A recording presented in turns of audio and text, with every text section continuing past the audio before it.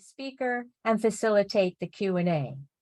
Claudia Mitchell is in the Faculty of Education at McGill University. She is a distinguished James McGill Professor in the Department of Integrated Studies with the Faculty of Education at McGill and an honorary professor in the School of Education at the University of KwaZulu-Natal in Durban, South Africa, where she established the Center for Visual Studies, Visual Methodologies for Social Change.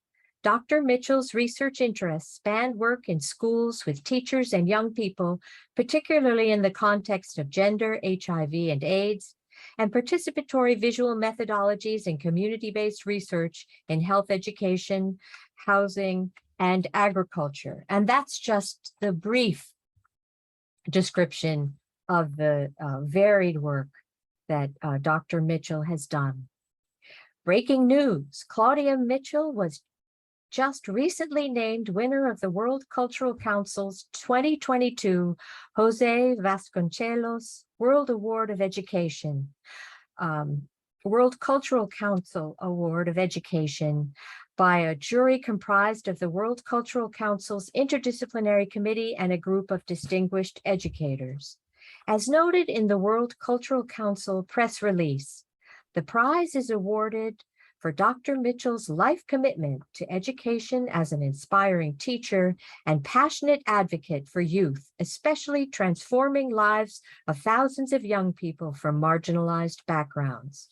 We are eager to hear your keynote, Claudia. We thank you for being here today and contributing to the peer-to-peer continuing education mission of this conference, 30 years of Photovoice, past, present, and future.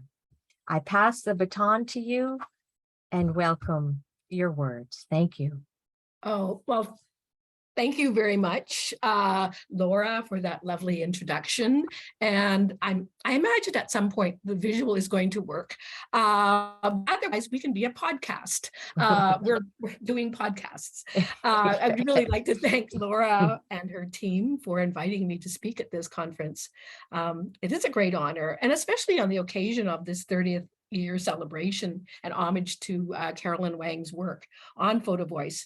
The recent issue of Health Promotion Practice, guest edited by Robin Evans-Agnew and Robert Strack on Photovoice, the little method that could change the world, similarly acknowledges this very important milestone in Photovoice as a participatory visual methodology. And I know that you're going to be meeting Robert and Robin on Saturday.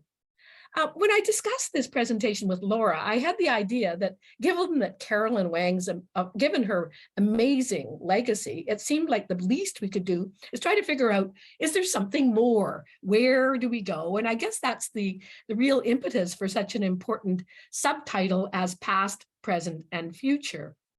So I'm going to take a little bit of a dive into present and a bit of future. One area that I see so much attention being paid to right now is on the idea of participatory data analysis, sometimes called group analysis, sometimes called joint analysis, collaborative analysis, or sometimes just called analysis involving the participants. I think that in the evolution of Photovoice, I can say that more attention in the last couple of years has been two further steps. And in earlier work, just a couple of years ago, many people in their articles and in their dissertations would say, well, then we had an exhibition at the end of this Photovoice piece, whatever it was. And now many of us write whole books or whole articles or whole dissertations just on the exhibition of a Photovoice project, because we realize how significant it is to think of going from the personal images or done in the projects into working with different audiences and the impact on participatory process.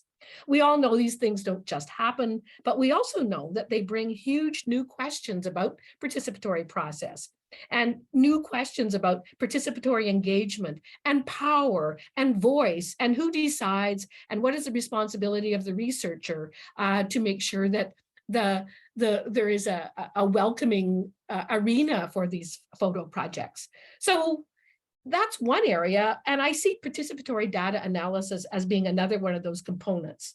I read so many proposals in the course of a week from my own students on doing Photovoice, other people's students, funders or funding proposals. And there's a line that says, and then we're going to do participatory analysis as a group, and we can work on these themes together. Older adults with dementia, girls and young women with disabilities, newcomer youth, environmental activists. The range is quite broad. And so I really asked the question, and I'm exploring this question, how realistic is this? How much time do you need? Does everyone have to do participatory analysis? Mounds of photos and interview transcripts, process photos, photos of the exhibition, a lot of data. Do you have to be in person? Can it be done online? So I thought it would be interesting to delve in. We can look at a few examples that will not replace a specific workshop in PDA, but hopefully to give a taste of this work and also to tie into what I know people are already doing. Consider who the participants are. Are they the people who create the photos in the first place? Can they also be stakeholders? Are there particular methods that would be useful in thinking about collective researchers engaged in collective methods as well? I have a few slides, but I don't know that I will be, can I share screen now? Let's see. Oh, yes. Okay, so here we go. We'll just go to the second slide. So, and I'm very happy I have Rami Jorgis right beside me, making sure this works, okay. We should be, okay, so I'm going to start in my slide presentation with a little video clip as a way to keep at the center one main point related to why we do this work. Anyway, you're going to meet a young participant, Matthew, who at age 16 and involved in a sexual reproductive health rights project in South Africa said the following. Over to you, Matthew. As the whole thing that your sexuality, who you are, when am I ready for sex? Should I do it? Shouldn't I? They thrown like the whole subject of sex like in our face and how we have to deal with it. And in between that, we still have to find out who we are too. So it's like kind of complicated. This complicates life. Yes, Matthew, it's kind of complicated. It does complicate life. And I love this little clip because it reminds us that we are always dealing with very complicated issues. And the participants who are in Photovoice projects bring very complicated and intersectional and important dimensions that we need to think about. And if it weren't complicated, we wouldn't be doing this. We'd have a gender open, poverty-free, equitable society. So the kind of complications that we deal with, I think, as researchers in participatory methodologies like Photovoice, and the participants we work with really are about that complication. So in the next little bit, we're going to follow up from Matthew, and we're going to sort of look at what some of these complications might be and how we can, if not simplify them, at least, I just need to go out of the video here. I think the biggest. There we go. Yes. So if you've been doing Photovoice for a while, or even if you've been doing it just one project, you probably have some images that might look like this.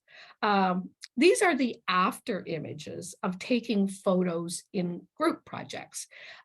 These could, in one of these at the very bottom in sepia, it's a group of teachers and community healthcare workers who actually did their photos separately, but they brought them together. In the other two images, one from Kenya and one from Cameroon, the participants took photos together and they're now looking at them together as well. So there's already this idea of participatory work. You might have some images like this, where you have, after people have been looking at photos and working with them and talking about them, then you might actually have people presenting work in some way. And if you look very closely, you can see sometimes there are arrows, or your people are pointing, they're talking through the line. Here is what this means. So they're already engaging in a participatory process. They're already saying, well, this is what we're trying to do. This is what this is what these images mean to us. And these photo analyses pieces they're obviously very participatory, and they are analytic. They are analyzing the situation that they have represented around childcare, poverty, a whole range of issues. Sometimes this is just a little bit of a close-up on one on back to the community healthcare workers and the teachers. People sometimes are drawing arrows and looking at what's the problem, what's the solution. I have fortunately, I'm digitizing these, but they're all over my office. These pieces where people have been drawing and coloring in. If you take markers and scissors to a photo narrative, you will end up with many, many different analytic pieces simply by people starting to think through, how do these go together? How are they different? And so on. Sometimes people walk through the data.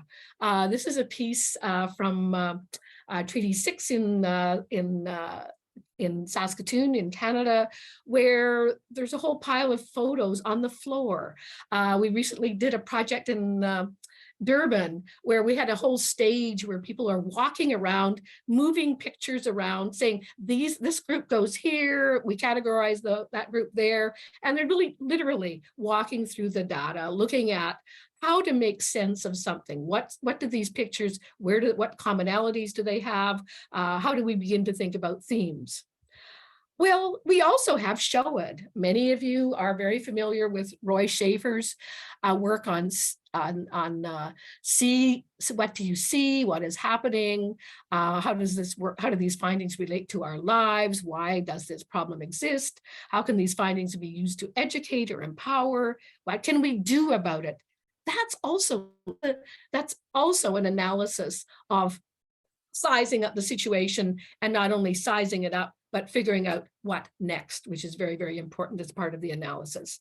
So we have lots of examples of where participatory data analysis or participatory analysis is already built in. It's part of the Photovoice project. It's very interesting though. And I'm just putting out a few quotes here of various people are talking about, well, is there something more? Is there some way to engage participants even more? And so I have this as kind of the Canadian on the one hand and on the other hand.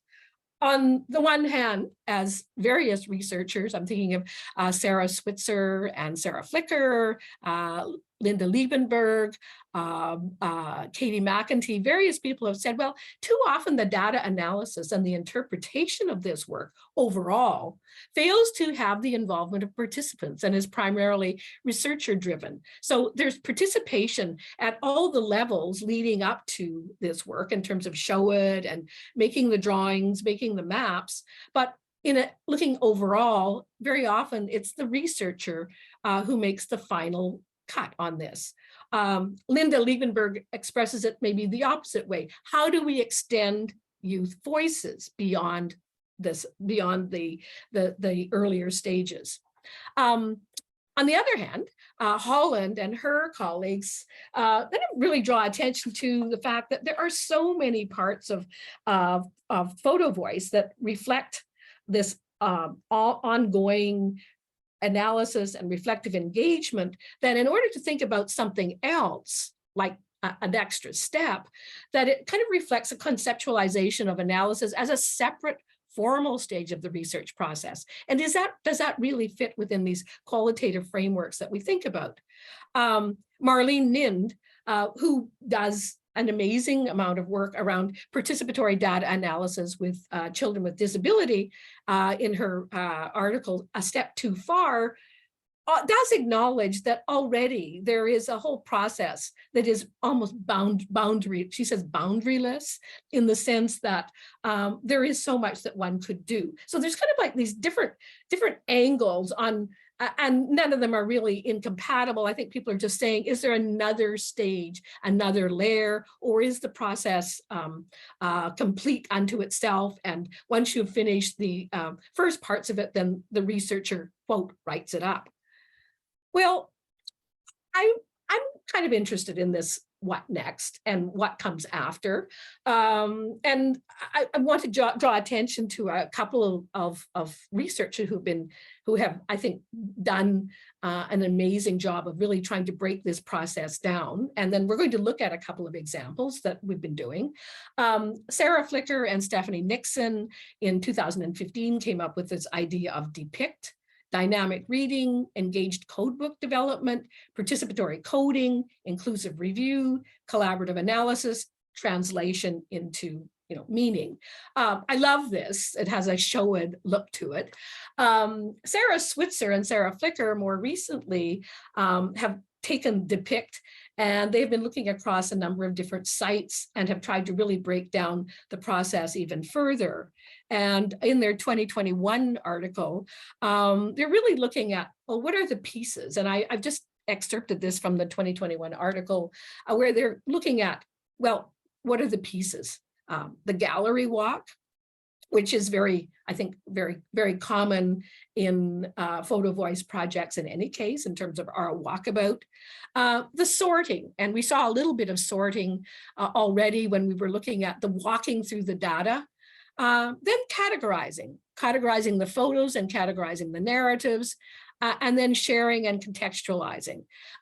In this work, they talk a lot about how to make it manageable. In a lot of Photovoice projects, there are hundreds of photos. Sometimes there are thousands of photos. Can people wade through all of that work? Is it fair to ask participants to do that? And who has time? And I think as researchers, we were like, oh my goodness, how do we manage this data? In the work that they describe in their 2021 article, they talk about at least limiting it to, in their case, the photos that were chosen for an exhibition. So they've already gone through one level of analysis or one layer of sorting, so that the participants are sorting, if you want, at a second level. And their idea was really to take the same process and use it across a number of sites. And so they describe sort of the key pieces in terms of the high level codes. And then this was a project related to HIV and AIDS. And then where did they go from there? And I think it's like a lovely example. And I invite you to look at it in more depth, because I think it breaks the project down, breaks down the process, and also makes it manageable, which of course is a key part of this.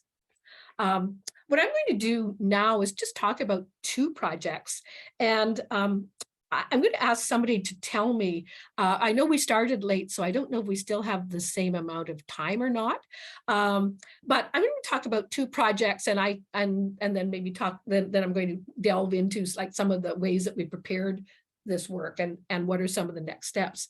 The first project I'm going to talk about is one that we're just finishing up, called Young Feminist Identities, Participatory Data Analysis in Feminist Research. It's led by Kaylin Schwartz from the University of Lethbridge, who was a postdoc at McGill and started the project as part of her postdoctoral fellowship. It also involves Rebecca Hutton, who's a doctoral student at McGill, and me. What we've been interested in this project is really asking questions like, how do young self-identified feminists construct their identities? How do they represent their feminism through objects? And we started with object elicitation, where we asked participants to bring to online interviews, and I'm going to highlight that right now because it will be important later. They all participated in online interviews where they brought objects to talk about. It turned very quickly into object elicitation, into a type of photo elicitation and photo voice, because They also photograph the objects, which of course is a process in itself. How do you photograph an object? How do you do this? And then from there, we started to look at, well, what are the unique insights that are offered through this visual elicitation data? How might researchers engage in participatory data analysis and balance? That word balance, I really like, participants' understandings with researchers' conceptualizations. It was a process. I've just put this map out here, designing we started with object elicitation interviews before we went into working with the photos. And we actually, as a research team, did an initial data analysis of the photos and the transcripts. And we worked out kind of, I guess we would call it preliminary ideas. Then in the fall of 2021, we then went into a participatory data analysis and ended up with an exhibition, which unfortunately I won't have time to show today. But maybe just to give you a feel for the kinds of images that people sent us. And I'm only just giving you some ones that are very explicitly feminist, around t-shirts. There were books, keys, vibrators. We had others that were very hard to determine if we hadn't had the narratives, which of course is the captions, as we find in Photovoice too. Why did someone take that? What are they trying to do? Each one of these led to a slide, if you like, where we have this, in this case, it's a journal, and the person's caption is, being a feminist is also about doing your homework and educate yourself. How can you support women? Why do you want to support women? Who do you want to support? Claiming yourself as a feminist and believing in women's rights are not enough. It is not progression. Women's education is an important part of feminism. So it was one of about 5 or 6 actually examples of journals in the exhibition where people provided a caption to explain why this has something to do with young feminist identities. Looking at it, you might not have guessed that or thought what that might be. Well, we ended up, after our own preliminary analysis, and I'll say a little bit about that as I go along, to do the group analysis, like Flickr and Switzer, we broke it down into some steps.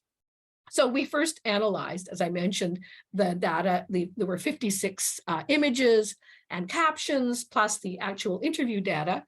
So we analyzed it first as a group.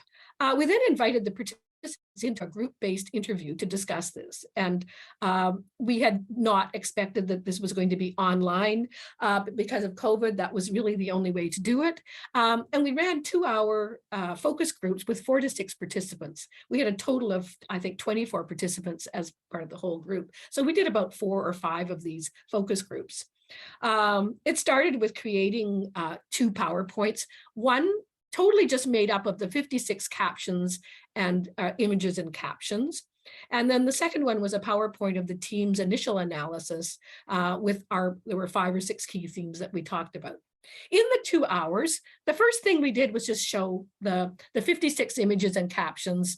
I want to say, without any commentary, we did read the captions aloud.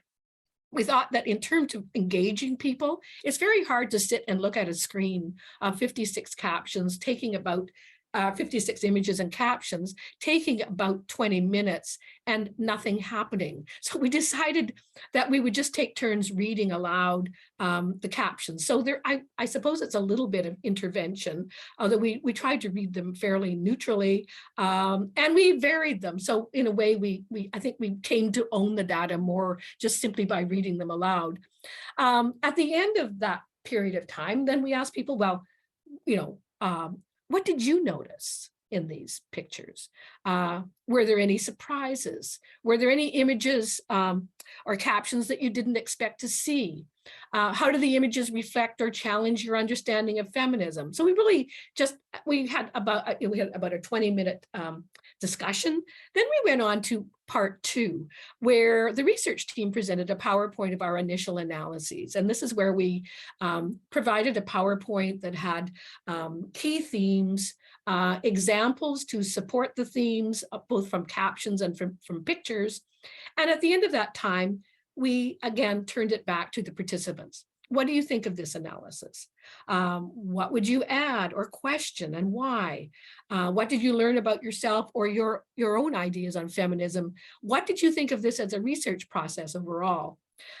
This, of course, has some constraints. We were the researchers presenting this, and we'll talk about that, I think, later as well. We're presenting something, but it was pretty open-ended. Not everybody agreed with our analysis. Some people said, I don't see where certain forms of activism are missing, or I would have thought that in all of the work there would have been more around Indigenous an Indigenous analysis. So were there any images, any captions missing, or any parts of the transcripts that you're not reporting on? So people had, I think, a lot of different questions.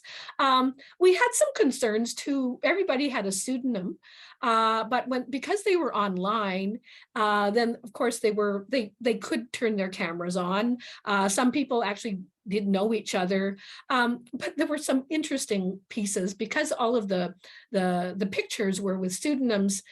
Sometimes people would say, "Oh, actually, that's my picture," but we're like, "Well, okay," but we were actually trying to protect your identity. But the idea, I think, here is that people, it was contained. They couldn't have, I don't know that we could find some people who would want to wade through all of the transcript data that we had. And I think it did what Linda Liebenberg talks about in terms of extending voice. People did have something to say, but being able to see everybody's work, and often realizing in some cases that maybe their work wasn't as feminist as somebody else's. It was non-judgmental from our point of view, but people themselves said this when they were talking about the process. So I think it actually added a lot more in terms of how we might think about this reflection back process. We have written about this, or we're writing about this. We've given some conference presentations, and later I'd be happy to answer further questions on this. The second project that I wanted to say just a little bit about is participatory data analysis in longitudinal research. Many of the studies that I've been involved in sometimes they're practically they take place over a short period of time, or we might only get to meet the participants a few times. You saw in the previous one, the whole thing was over within 2 years. Time itself is part of research, and Bren Neal writes, "Time is a complex and endlessly fascinating phenomenon, not simply the medium through which we do research, but an important topic of inquiry in its own right." And I just wanted to talk a little bit about a project that actually has been lasting for 18 years, which might seem a bit extreme for a research project. I don't even know what to call it. Right on the slide I have right now, it's called this.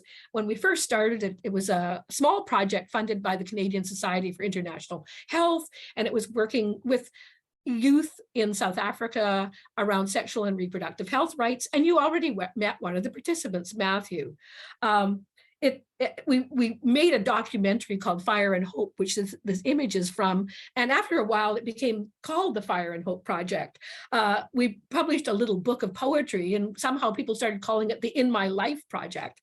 At a certain point, I think around 2011, we started doing reflexive revisiting on this, and we started calling it the Reflexive Revisiting Project.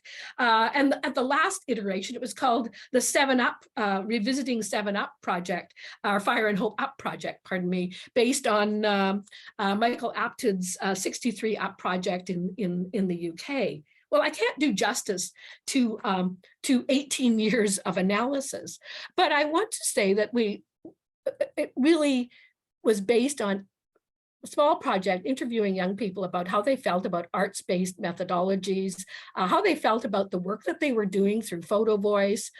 They also did, they made art books. But they were also doing work alongside this in schools. They themselves were all in high schools.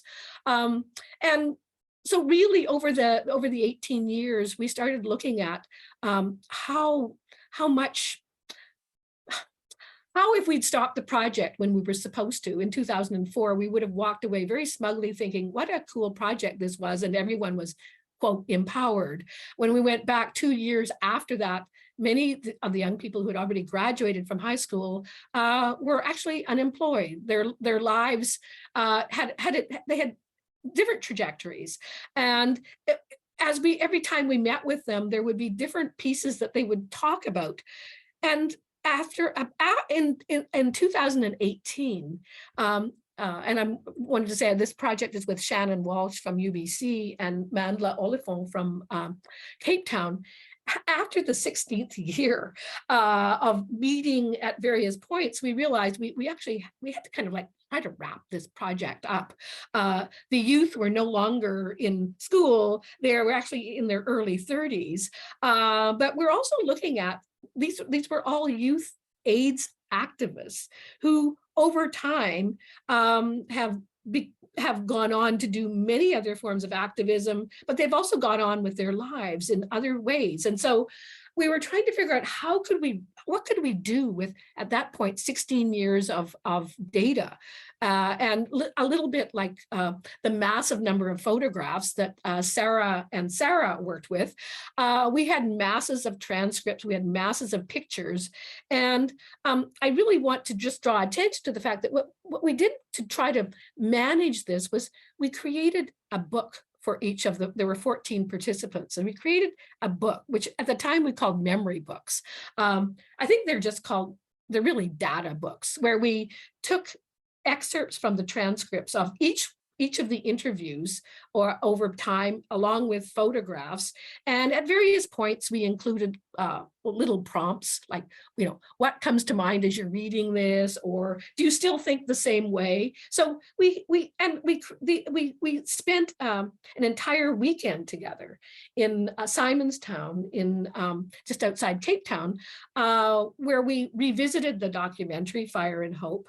We revisited some just people talking about their experiences and what they're doing now. But then this piece of creating a memory book or a data book allowed people to kind of think through, does that represent me now?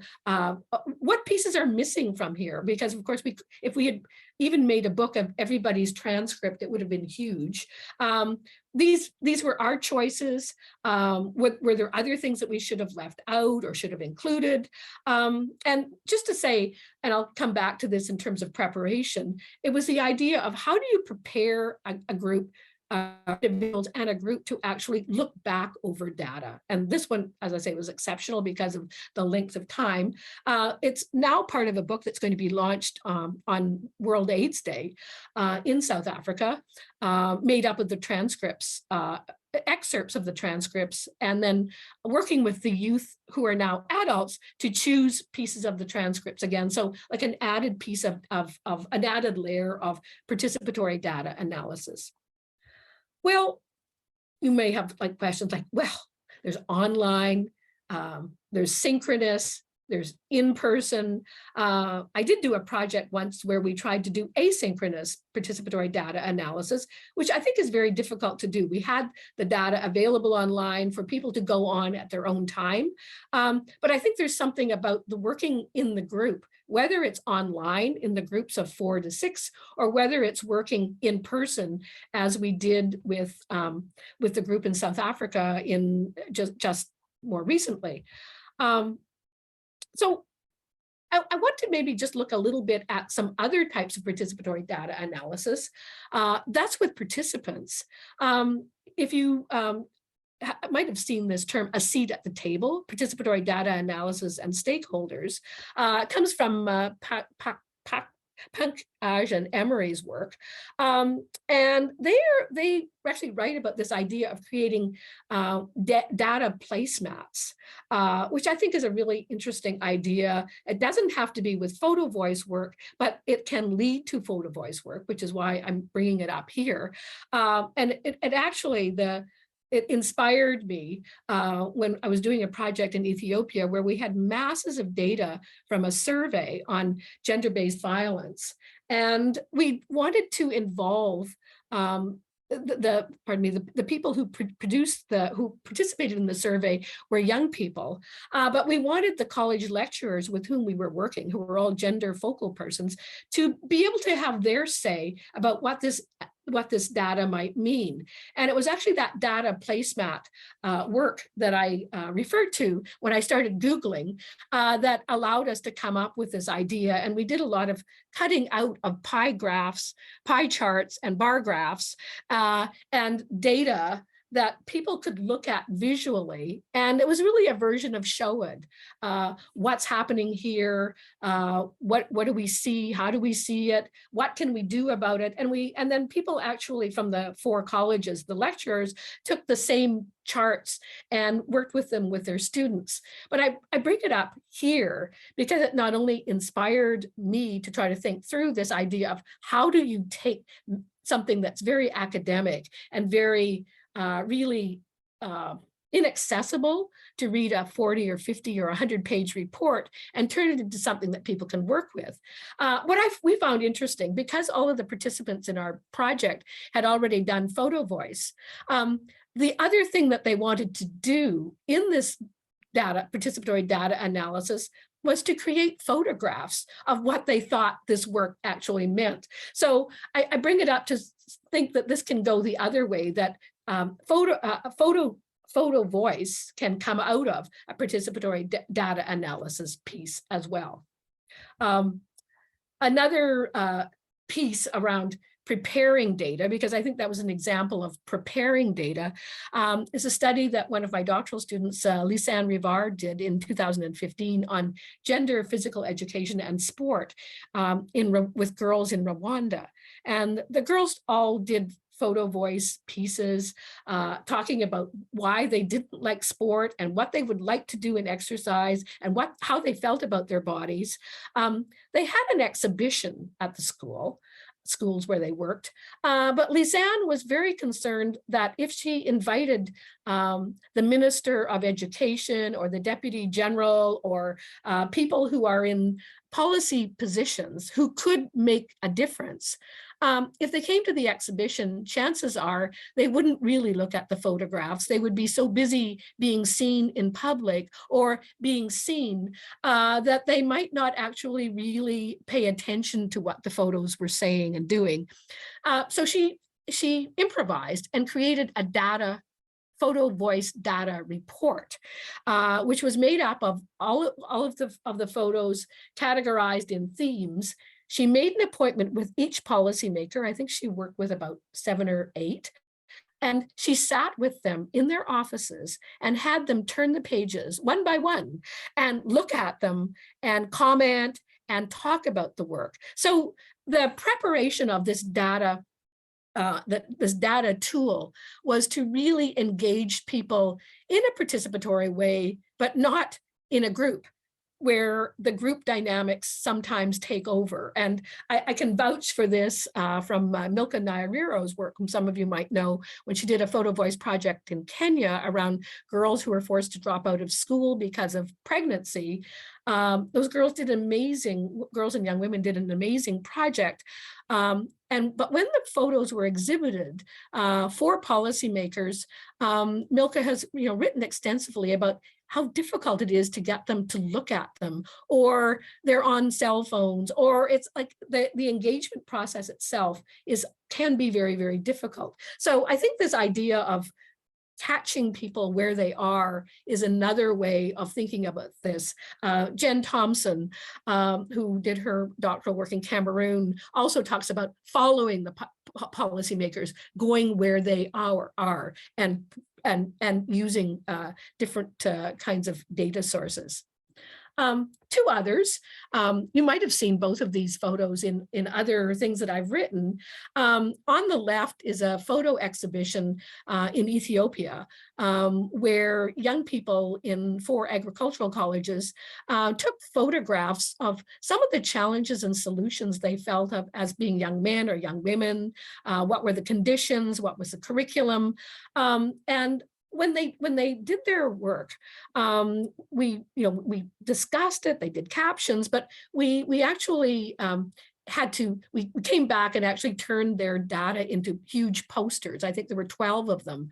So we did sort of a preliminary analysis and did what we thought were themes and made those available. And this was a traveling exhibition that went to all of the colleges, all the participating colleges in Ethiopia, as well as some of the ministries. I think it was education and agriculture. But then we had small group work. What did you see? What's missing? Are there some themes that you would have thought young people would have put in? Are there themes that you think aren't appropriate, or for you, there's something about this? And of course, some aspect of, what could you do about this? So it has a show ed quality about it, but it also has this idea of preparing something for people so that they're not just looking at 200 photographs. They are analyzed in a preliminary way. And how might you think about this? And how might people work at this in small groups? On the right is a photograph from a project that I worked on in Kenya on economic barriers to mobilization for women and for work, and looking at childcare. The women did a Photovoice project where they took pictures of challenges and solutions on childcare. And although there was an exhibition for the African Population Health Research Center, but there was also an exhibition in the community center. And I have written, I think I write about this in the book Participatory Visual Methodologies, but I wanted to bring it here to you again to talk about it briefly, because we set up an exhibition with the women who had taken the pictures and the local community, but it was very, very difficult to actually get people to look at the pictures. The idea of walking around in a room, a public room, and looking at pictures when you're not used to looking at pictures is something to, I think, really take into consideration. We had also created, there I am, we had also created small books to go with these. So all of the themes were also analyzed in small books that we produced through a local pharmacy that does these books. They usually do them as wedding books, I think. We found people loved the books. They sat in trios and quartets and they looked at them, and there was something very engaging about the process itself. Whereas looking at walking around trying to look at the pictures it's a little bit more solitary and, again, uncomfortable. So I kind of put it out there as the preparation of the book allowed for the participatory data analysis in a way that I think wouldn't have happened. We followed this up with small group discussions. Again, what's in the images, what surprised you, what would you have taken, what would you have added, questions like that as part of the process. Well,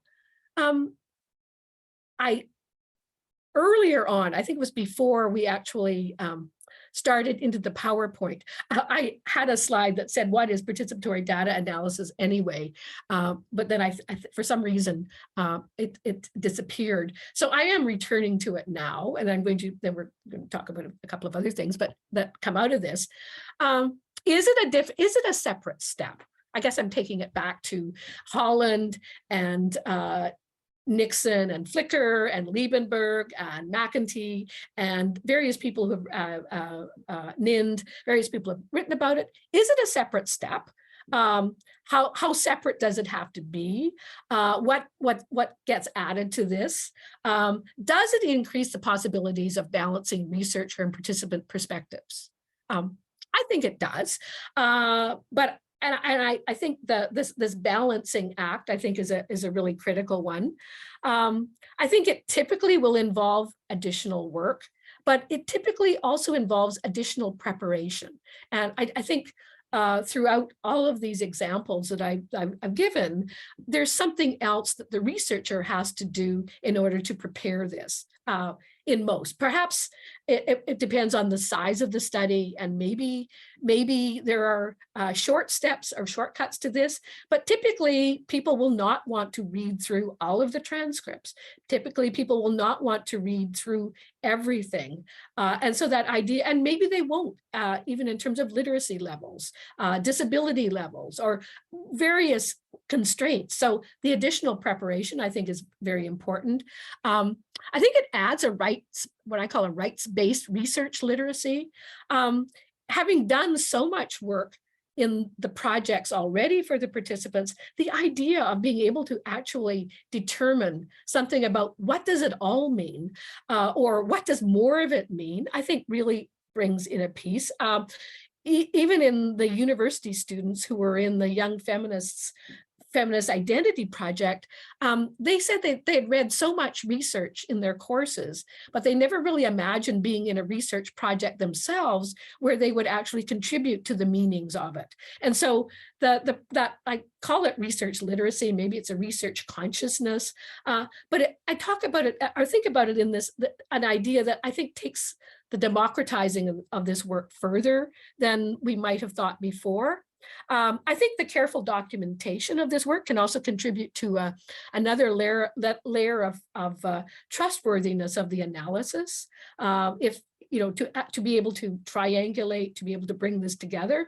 I know various colleagues of mine who are in health often talk about how policymakers or other researchers will say, "Oh, that's really lovely that you did a Photovoice project. That's great, but where are the stats on this? Or where's the real data?" And I think this maybe adds another layer of real data to. I don't know that you'll ever convince a quantitative researcher that all this Photovoice is the same as, but I think that adding layers and documenting this process, I think, is a really important one. And I think it can also involve, different groups. We saw it with research participants, but the examples that I gave of the placemats and thinking about how do we make sense of that can also, I think, involve other stakeholders as well. And then what else? And maybe before I go to the what else, how are we doing on time? Is there someone who could stop me? This is a good question. We're at 4:15, but we did start up to 15 minutes late. So, and I can speak for myself. I'm enjoying this presentation so much that I encourage you to continue, stop when you feel ready, and then we'll move to Q&A. Okay, well, I won't go on forever. I would if I could, but I don't. But I will just talk for a couple more minutes on just sort of like where are we going with this? I think we have. I feel like there's still a lot more to work out and to think about.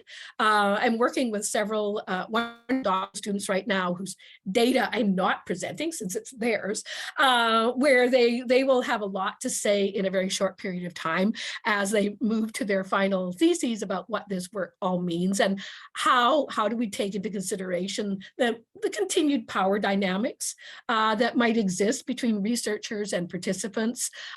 Is the meaning just because people say, well, this is what we think it means, how do we balance that? How do we engage people who don't? Well, I guess I know the answer already. Not everyone wants to do this. So at a participatory data analysis party, maybe not everybody comes. Some people they're quite happy to have worked so far on this, but not going beyond that. So there are some questions there. For me, there are two pieces that I'm working on right now. You know about one of them, Laura, already, called Beyond the Workshop.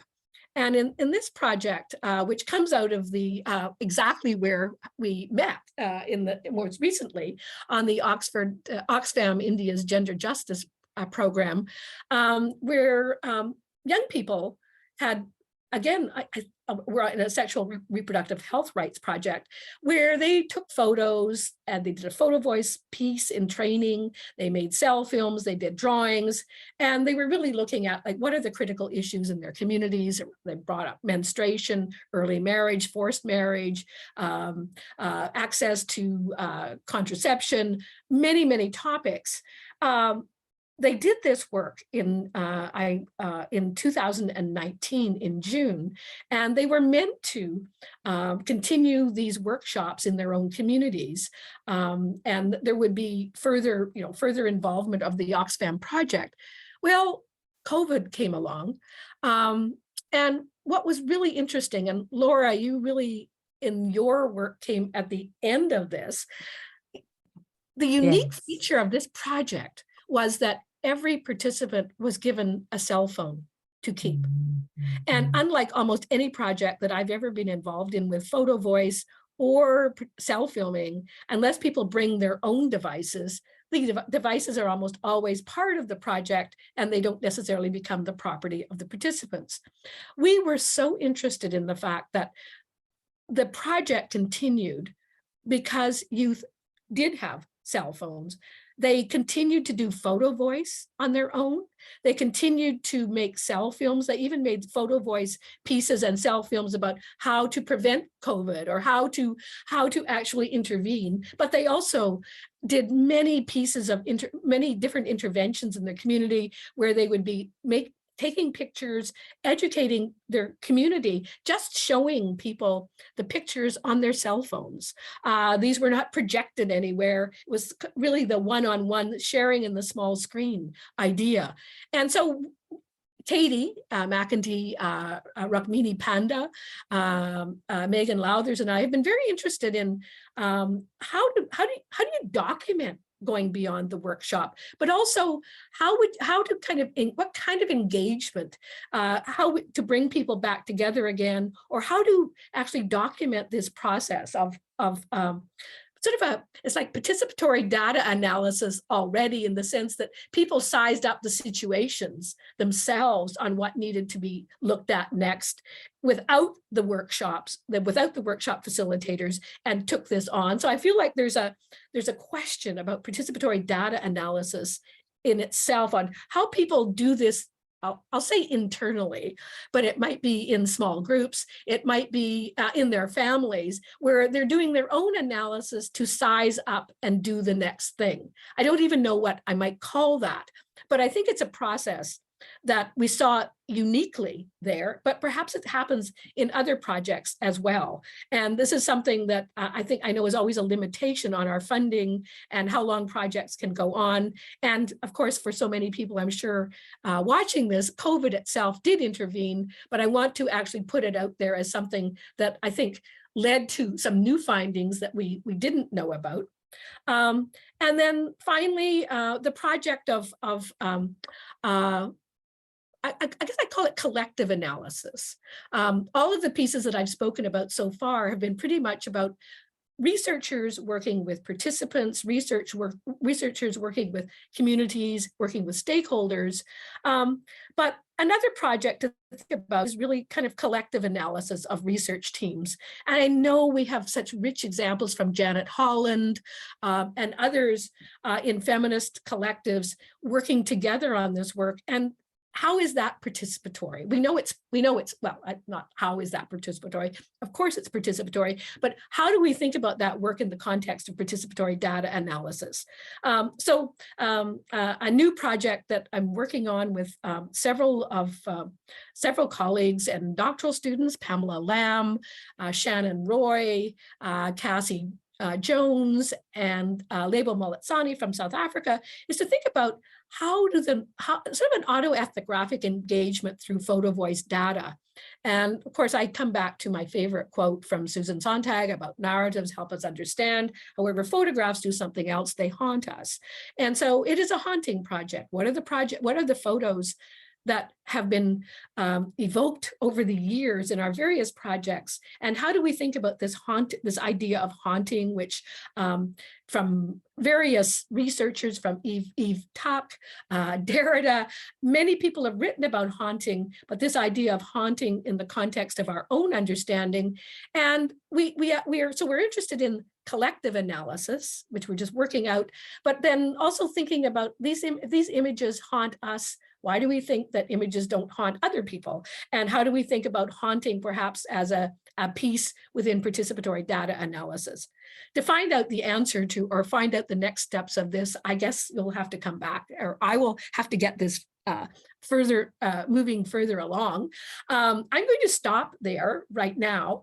And I really thank you for your attention in all of this. I do have like about 10 more slides that I'm not going to show, but I already knew I wasn't going to show them.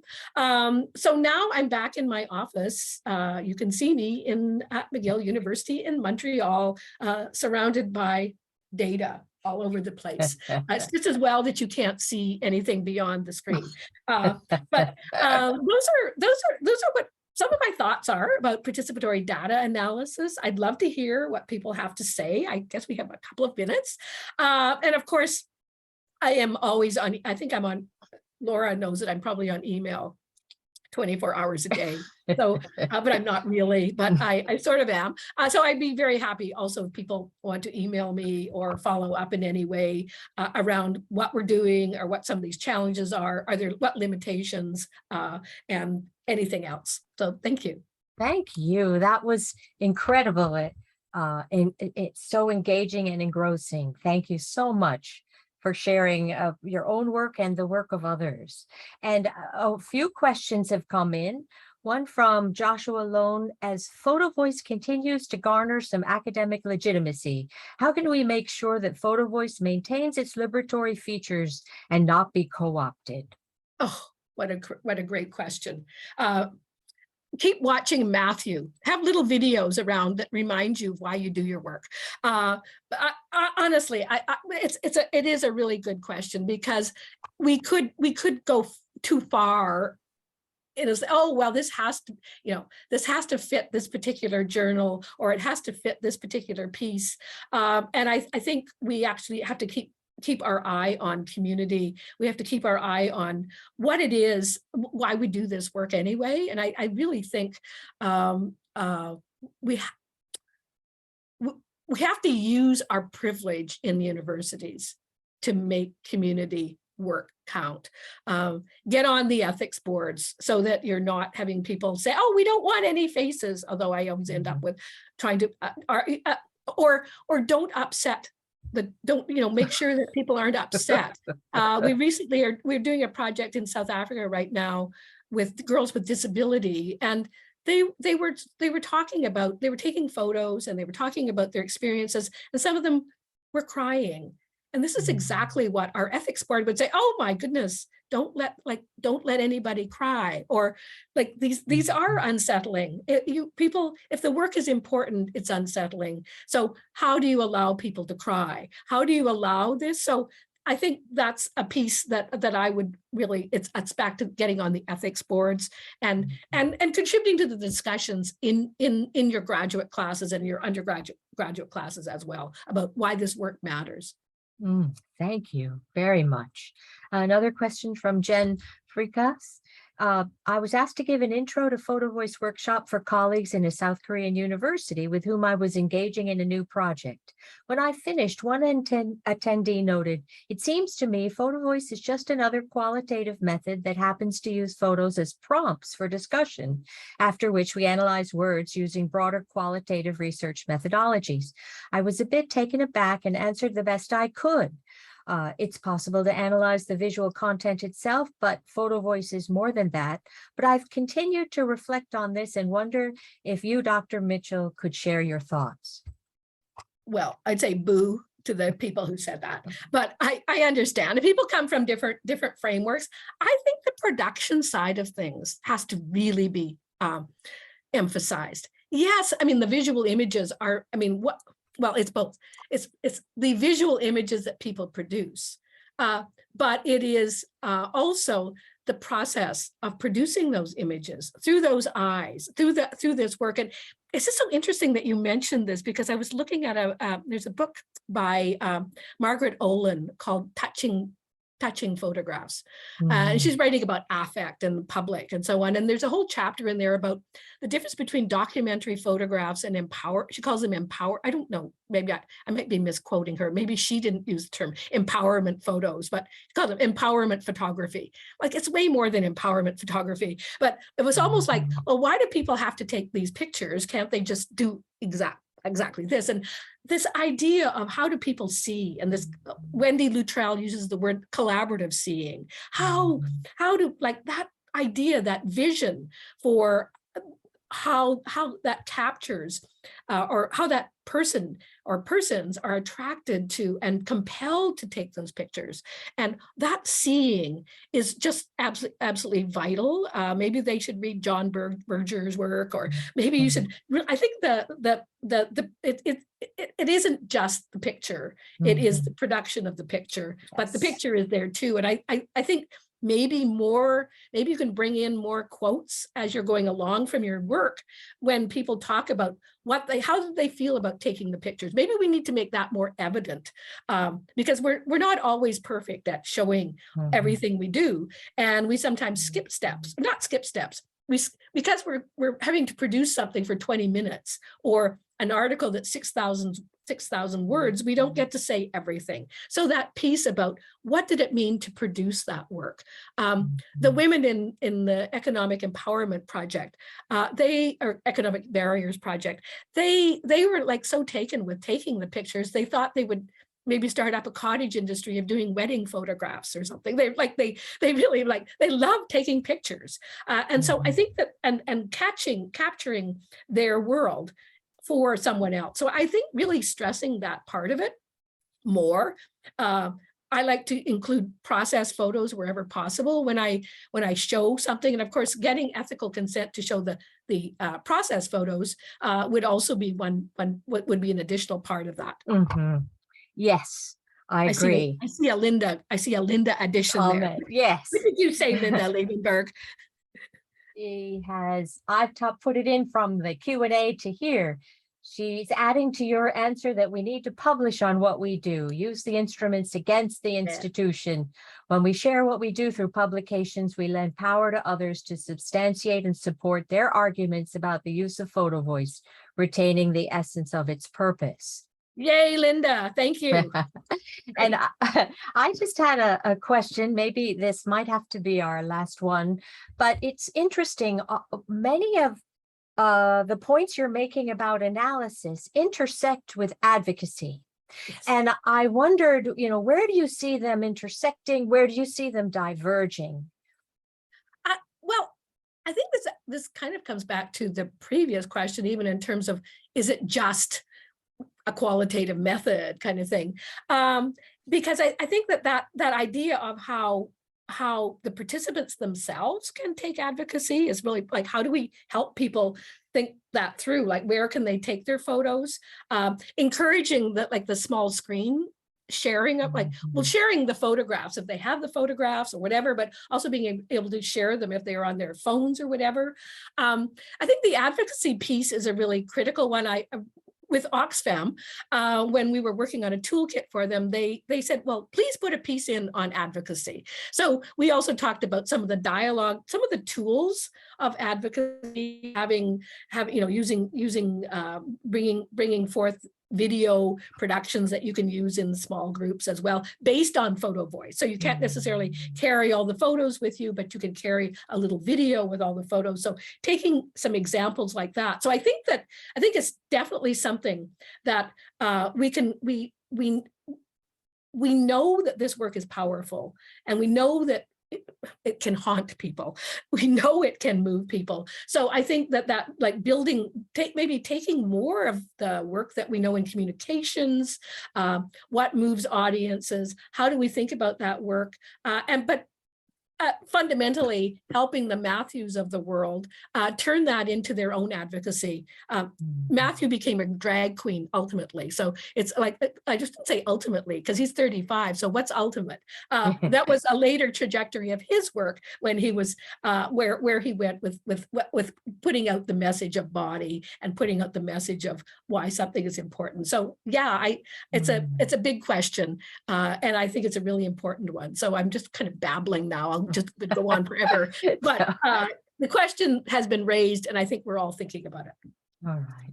Well, Claudia, this was incredible. And I just thank you so much for taking the time to be here with us and sharing this knowledge in this peer-to-peer context.